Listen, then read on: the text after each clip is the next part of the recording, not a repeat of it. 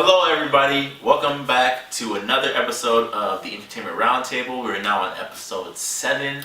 I hope you guys had a great holiday break. And now I'm back with, on my left, Cedric Dumornay. and on my right, Oral Ellis. and I'm Anthony Grant. And for today's episode, we're going to be discussing auditions.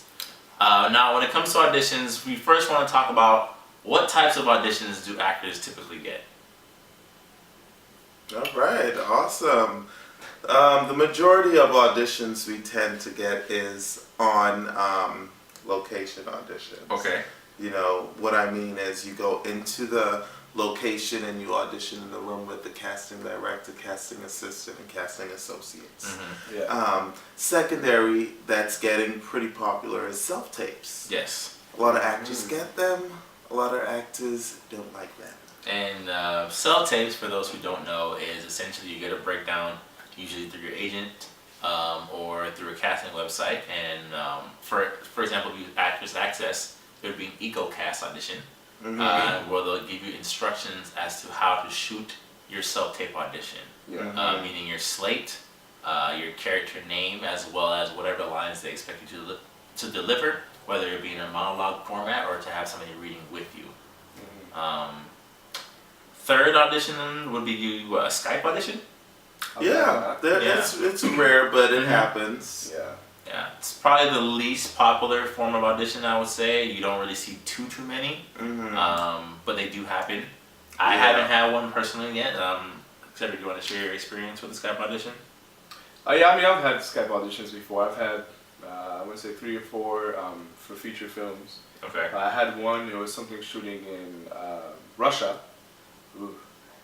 And that was a Skype audition. And yeah, I mean, they're funny because you just have a camera and you're supposed to do your scene with, usually it's the director or the casting director might be there, or it might be like a producer who's like an associate on the film or whatever it is. And I mean, I guess you just treat it like every other audition. You just do your thing and then Just do the work. Yeah. Okay. Do the work. Speaking of doing the work, that goes great into our next topic. How do you guys prepare for your auditions? What does that look like for you? Well, soon as an audition comes in for me, I look at it real quick, and depending on what I see, that's how I go about my day. Now, if I see something that's 4 pages, 5 pages, I just cancel everything, and I go home and I start working on it. Okay. Now, if it's 1 page and it's a co-star or something like that, then I would read it, memorize the line, and just look at it every now and then.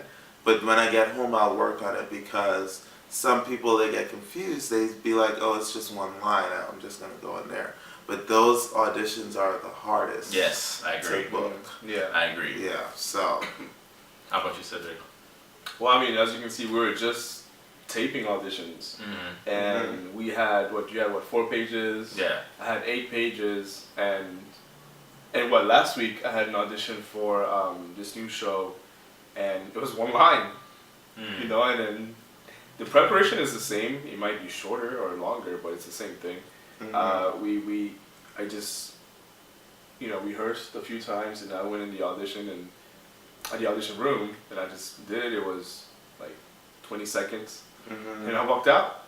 Versus the one today, which was 8 pages, and it took a lot longer to get ready for. It took a lot longer to get the lines down. Well, for example, this one was a 24-hour turnaround. So if you have a lot of times you won't get the audition in the morning. You'll get it like midday. Yeah. And if you have things going on already, like if you had meetings, if you're working, some of us can't just get up and stop working. So if you have a 24-hour turnaround time, you don't really have that much time to prepare. So luckily they were here. But yeah, sometimes you just, when I get the audition, I do something very similar to oral, which is, you look at it, depending on how big it is and how much time I think I'm going to need. I'm going to have to cancel some things, like today, and work on it. And if it's for a show, and a lot of times I'll research who it is. If it's for a film, I'll see who worked on it and try to look up who the producers are, who the casting director is. If it's for a show, that's not new, I'll try to watch one episode of the show, or maybe at least watch some videos so I can get a feel for the show to see what the beat is like. You know, if it's a dramatic show, if I've never seen it, if it's a comedy, you know. So, yeah. That's good. For me, I like to I try to get the memorization out of the way first. I hate struggling with lines. So if I have enough prep time, if it's something where it's like a quick turnaround, if it's by myself, I'll record like all the lines of dialogue on my phone and play them over and over and over and over again until at least the lines are in my head. And then from there I can figure out, okay, what kind of tone do I want to take? What kind of response? Like what do I feel like the character's intent is in responding this way from there? But if I can get past the lines at least first, I can kind of like get that frustration out of the way for me. Yeah. Because I find it very frustrating to like be stumbling over a line that seems so easy. Yeah. So I just have to get that out of the way, like make sure I have the lines done, and then kind of figure out from there like the best way to kind of go about performing it. Yeah, and also like there's one thing that we do sometimes. I know Oral does it more than me. It says, depending how big the script is or the project, we get coached. Like we'll get, if it's something that's massive where it's like 8, 9, 10 pages or more, and there's a lot of dialogue. I know a lot of times Oral, I've done it a few times. Is we'll get coached by one of our coaches, just for the training and. Yeah, because a lot of times, like when I get my sides or audition and all that stuff, like my coach, he would see stuff that I don't see. Yeah. And it's a lot of times you don't realize it until you're in it. And then he would like point it out and be like, this is what it actually means. Be like, that aha moment. Like that's what it means. So that's why it's good to have someone who knows what they're doing. Yeah. Look at it, because a lot of times when we're on the other side of the camera, we don't necessarily notice some of the small that's a good things. point. Yeah. So. My next question then would be, what are some of the things that you guys have heard about like the do's and don'ts of an audition room? And we'll kind of do it like bit by bit. Let's start off with like the least common. So it's like the do's and don'ts of a Skype audition, for example. Have you guys heard any do's and don'ts for that? Personally, I haven't. I think they're the same as for the room. Okay. Really, just carry yourself professionally, and a lot of things you don't really have to worry about when you're in Skype, because you don't have to stand a certain way. You don't have to, it's just. And a lot of times Skype auditions are a lot more casual. They're not so. They're not rushed. Yeah, they're not rushed or so technical or Yeah. What about for taped auditions? Well, going into, you talking about the self-tape? Yes. Oh, so when you do a self-tape and stuff like that, you treat it as if it's a regular audition, as if you're going into the room, you prepare the same way and all that stuff. And then two, dealing with your sides and stuff, because Cedric just did an audition, but he just got that like a few hours ago. So it was okay for him to hold his sides because he had 8 pages. But normally, it's not recommended with us using our sides in a self-tape audition.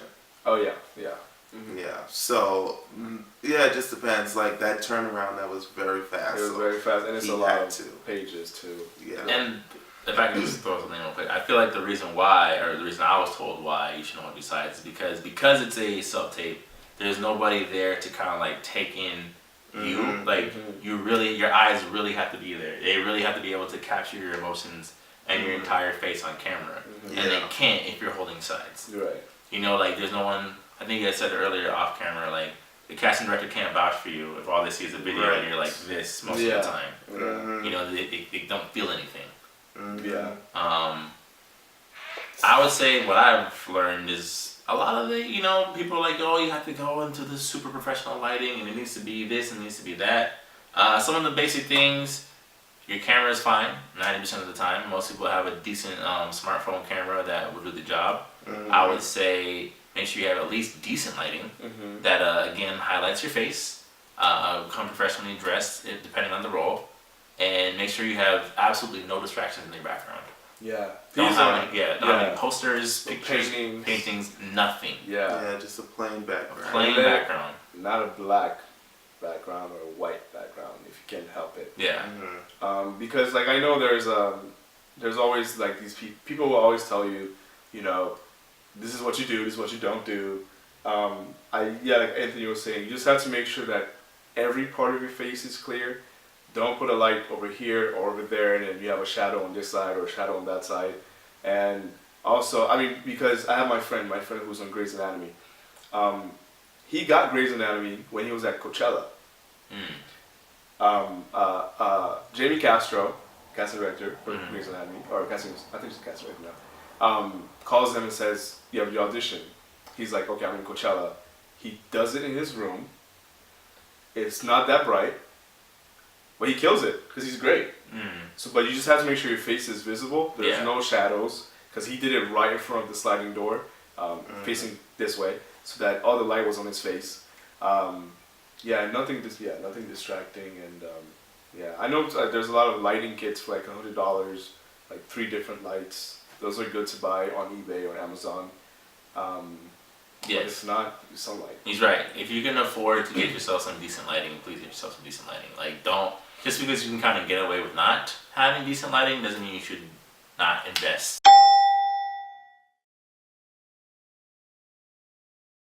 So that then moves us into the audition room. How are you told or taught or shown how to maneuver in an audition room? What are some of the do's and don'ts you guys have heard? Well, always bring your sides. I know people always think, oh, I'm off book, I've got this, I'm not going to bring the sides, but then you look dumb when you forget your line and you have nothing to look at. I know a lot of actors from the UK are taught to always be off book. They're so good, they don't need their sides, they don't need to do anything. And they come in for the audition knowing everything. But here, it's encouraged to bring your sides. And you don't have to use it, but you can just keep it in your hand in case you have to quickly glance at it. Because your sides is your scene partner. You know, so you use that as a reference. Yeah. I use that for everything in the room. You know what I'm saying? If I have a plate, if I'm a waiter, that's my tray.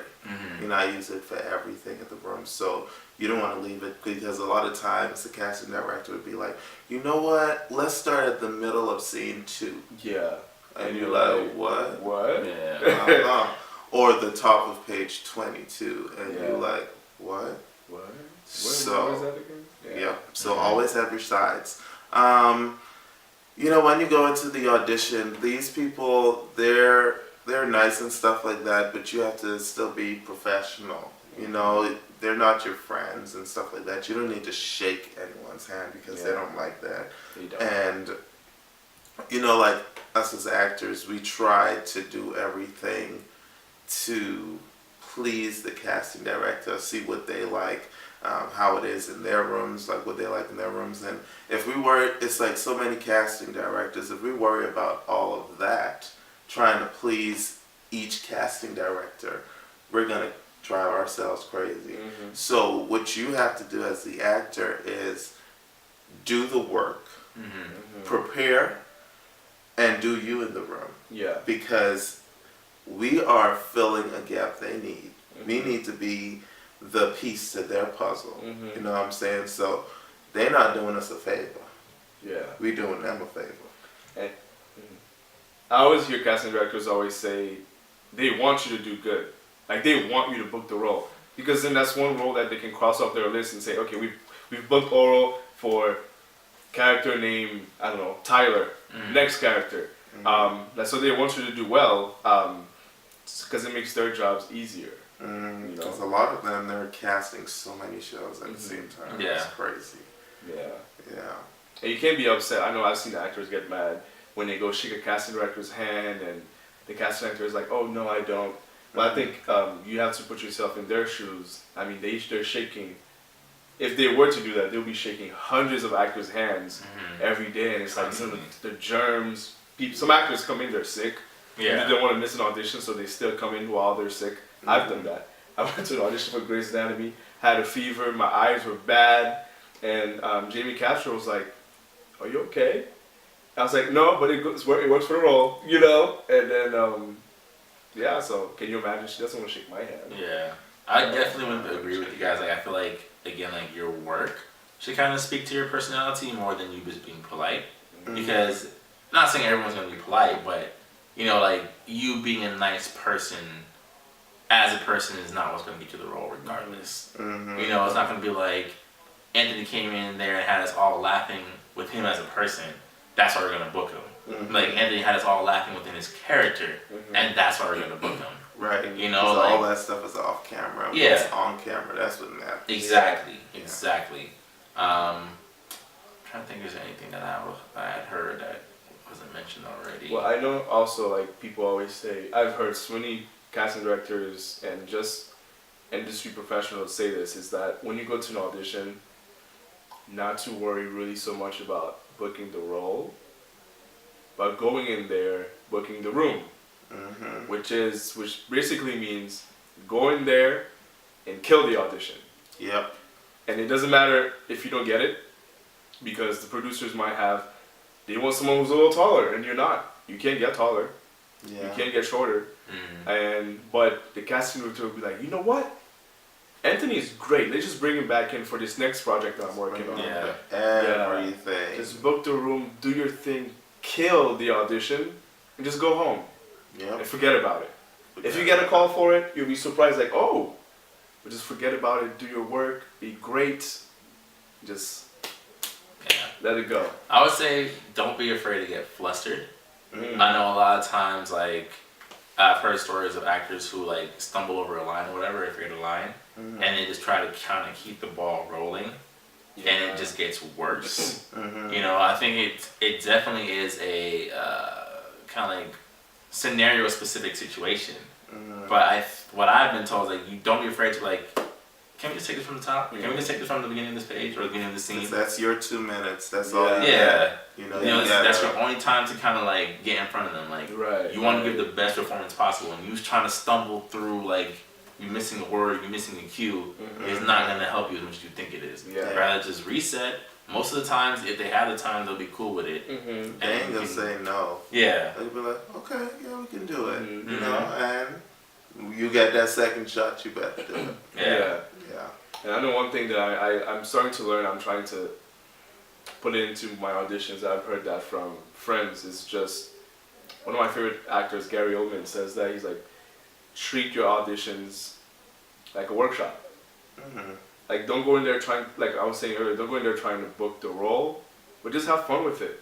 Like, pretend you're in a workshop and you're sort of experimenting and you can go crazy, and but don't try to do what you think everyone is gonna do. Right. You know what I mean? Don't try to be like, oh, I think everyone's gonna do this. Let me just do that. Like, no, like, if you're in a workshop, whoever is teaching the workshop will be like, actually, you know what, let's change this. Let's do this as if you're mad. Let's do this as if you're crazy, you know? And have fun with it. Casting director is going to remember. Yeah. You know? They're going to be like, you know what, I like this guy. Yeah. Girl. So. Yeah. And auditions are so different from being on set. Oh, yeah. So when you prepare for an audition, just preparing for an audition and preparing on set is just two different ways to prepare. So you have to know how to audition.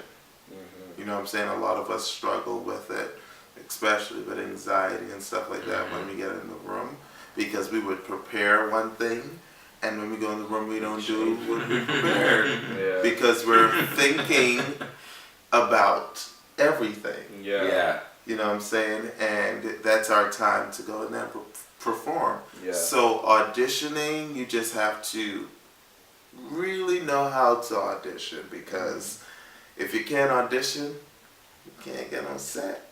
Yeah. You know what I'm saying? You just gotta work on the auditioning, and you'll be directed on set. You'll have chances with the director. He'll tell you, she'll tell you, you know what? Let's change it around. Yeah. You know what I'm saying? Let's do it this way. Let's do it that way. That's your time on set. But for the audition, you have to know how to audition in order to get to the next step. Yeah. It's so different. Next topic would be, how do you guys feel about certain types of auditions? Like, when I say certain types of auditions, you know, I've heard stories of people who they don't necessarily have the time to be in a student film, but they'll go audition for student films because it's great practice in terms of dealing with anxiety. So when they get ready for like a real audition, they're a little bit more comfortable. What do you guys feel about certain types of auditions? Do you feel like there's for example, like, would you use a student film as practice? Do you take it as seriously as you would for a co-star role? How do you approach a commercial audition as opposed to an episodic role for an audition? Yeah, I think I'm not too sure about that one. Like, I'm not too sure if I mean, I think it'll be good practice, but when it comes to, I don't know, because let's say you go audition for Deborah Zane, who cast Hunger Games. You're gonna have a whole other type of nervousness compared to if you're auditioning for a student film, because I think maybe not us, but some people may have the idea of like, oh, it's just a student film, versus like if you're going for Hunger Games with Deborah Zane and you know this is Deborah Zane who's cast major films, you might be a lot more nervous because you're so scared to mess up, because that's probably the person who can. True, You know, but do you think, like, because I personally haven't really done it too much, but I do try to approach the few student films that I have auditioned for with a certain level of seriousness. I think experience is experience. Yeah. You know, like, it's the same types of roles, essentially. The stakes aren't as high, you know, but it's essentially the same thing. It's either dramatic or it's comedic or it's somewhere in between, or, you know, like, so I feel like it does kind of, I think the whole, like, kind of like the repetition of it, where it's like, I'm in the room. Keep that muscle going. Yeah, I'm in front of people. They're kind of, you know, judging me off my audition technique and my ability to improv or do whatever. You know, I do believe that it does help in some way, form, or fashion. Oh, definitely. So, like, those bigger auditions. Yeah, because sometimes as actors we just sit down and we wait on the next audition, and sometimes that takes a while. And we get a little rusty, because I remember that happened to me. Like, I wasn't auditioning for a while, and then when I got auditioning, like, I wasn't doing the best audition I should have been doing because I wasn't keeping that tool going. And that's why I try to stay in class and stuff like that too, so I can continue to work on stuff and stuff like that. But yeah, man, you got to keep that tool, that muscle, keep that muscle going. And you know, when you talk about having auditions for student films and the big feature films and then the TV shows, you know, I think you should treat them all the same. When you're talking about having an audition for a big casting director, I remember I went in for one, and you know, I like to know what they do, but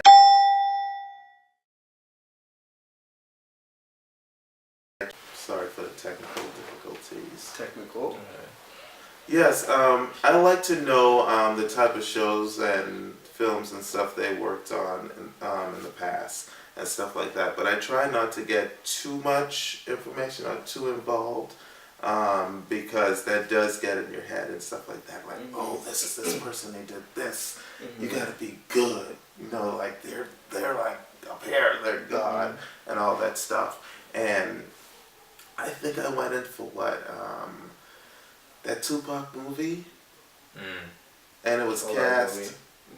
Yes, the All Eyes on Me, and I went in for whatever role it was, and it was the office that cast did like big feature films and stuff like that, and I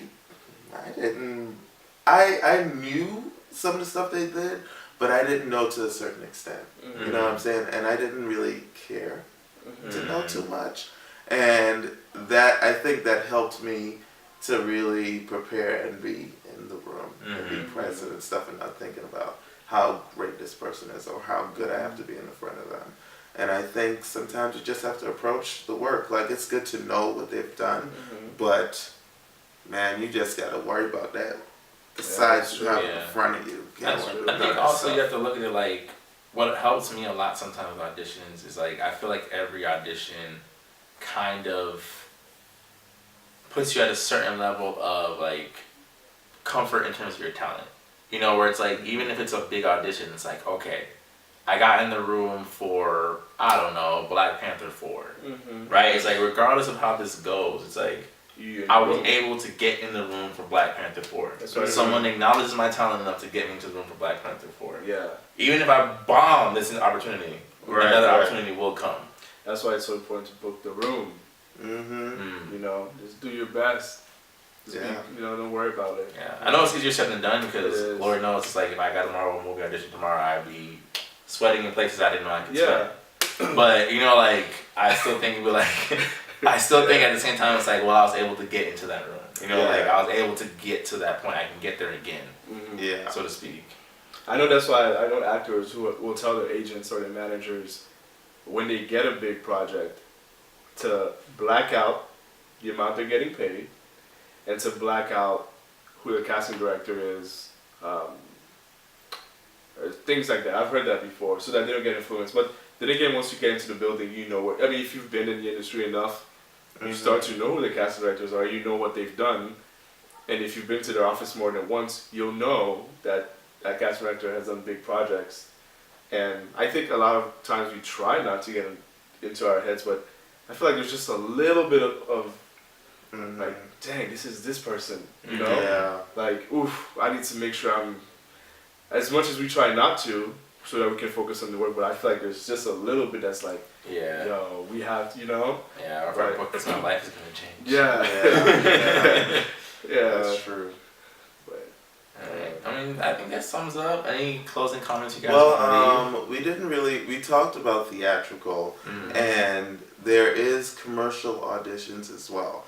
And when you have a commercial audition, you don't necessarily prepare for the audition, but you prepare for the brand. You know, you got to know like what is important to this brand, what are they selling, and stuff like that. So you just have to know about the product. And sometimes we get sides, but in commercials there's a lot of improv and there's a lot of reactions and stuff like that. But when you do have a side for a commercial, you have to really read it and know those key words in that side that needs to sell that product. That's why you have to be very off book, but on the lines. You know, and two, back to theatrical. When it comes to auditioning for comedies and stuff like that, single camera comedies and multicam comedies, it's very important that you have those lines word for word, especially for shows like Modern Family and stuff like that, because you don't want to mess with the lines because the writer's going to be offended. Yeah, they spent you know, a long time writing those lines. You don't want to just change them. Yeah, so because a lot of times, you know, we just get in our heads and we put words in there and those words change the whole tone of what the writer had visioned for that. And it just like, what are you doing? You know what I'm saying? So you have to, for comedies, make sure you be on the lines for that audition, because if you're not going to make it to the next step in the audition process.